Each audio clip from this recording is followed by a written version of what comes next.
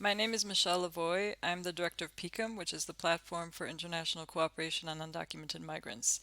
I contributed an interview to the Mixed Migration Review on the situation of undocumented migrants in Europe and how cities respond.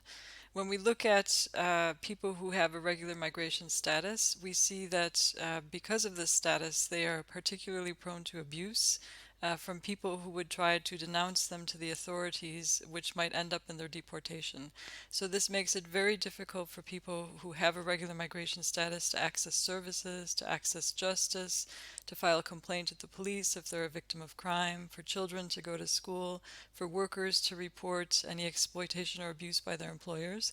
So this is also where cities step in by trying to help provide access to services by working very closely with civil society organizations that provide these services, and by ensuring that because they are really working at the local level, that real integration can take place regardless of migration status.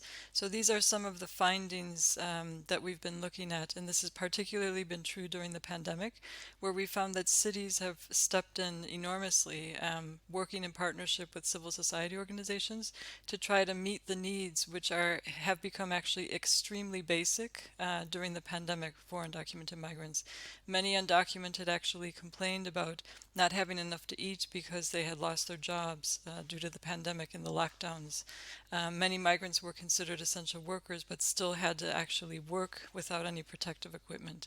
So all of these situations, cities have been accompanying and trying to find solutions and creative ways for people to still retain their dignity even when they're undocumented.